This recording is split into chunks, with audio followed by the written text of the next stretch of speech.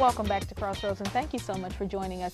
You know, Muslim people in Minnesota have a specific story to tell, diverse background, and they're unique people.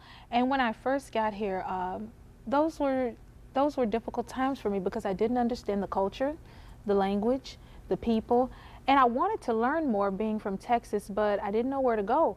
And there's a new series on KFAI radio that is sparking a lot of interest, and there's a buzz around town about it. And I've got Emily and Ramla here with me from KFAI radio. Thank you so much for joining us. Thanks for having us. Now, Emily, tell me about this Muslims in Minnesota series that's going on at the radio station right now. Sure.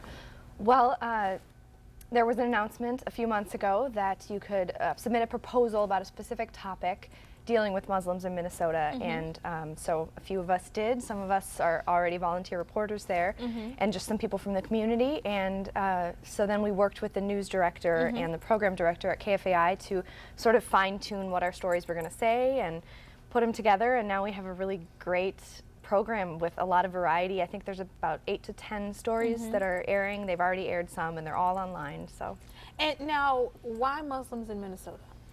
I think a lot of it came from just the fact that the population is growing in Minnesota so much, and there's just not a lot of information out there, I think, for the average person. I think it's this culture that we don't quite understand. It's in the news a lot, but a lot of people don't really know what to make of it. So I think it's just important to tell their stories and make sure that we understand that they're individuals too, and they all have a story to tell. Now, Ramla, what story did you add to this new series?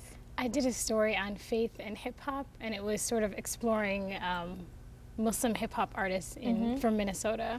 And so tell me about the story, some of the artists that you interviewed. Yeah, I interviewed Hamid al-Masri from a duo called The Faculty. I also spoke with DJ K Salam, and then I also profiled an artist who goes by the name A-Time the Legend. And they come from diverse backgrounds. I mostly focused on Hamid al-Masri, who was born in St. Paul to Egyptian immigrants, and he just had a fascinating story. A-Time is from Somalia, and DJ K Salam is Iranian.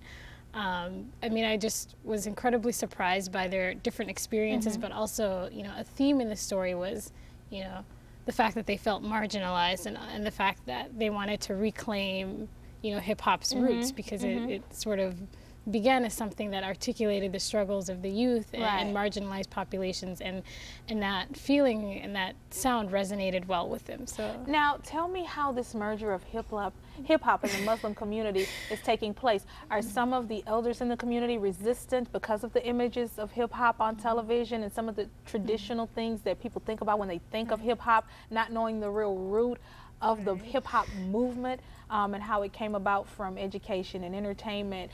You know, now when people think of hip hop, they think naked women, dancing, videos, bling bling, drugs, money, gangsters, you know, shooting, guns, violence, and that's really not how the hip hop movement came about. So tell me the dynamic about that. Right, and I think these artists themselves struggle with it because there is resistance from the elders, because they think that, you know, this is somehow, you know, Islam has many cultures, because Muslims come from just many different countries, but a lot of elders in the Muslim community do feel like, you know, hip hop is sort of, you know, something that is an innovation. It's too different, that it takes away from a person's faith, and I think really this is just a misunderstanding of, you know, what you said, the origins of hip hop, and these artists have to essentially overcome that. They also have to overcome with the fact that popular hip hop, you know, I mean, people enjoy it. It has broad appeal, and they themselves are struggling to get away from, you know, the degrading imagery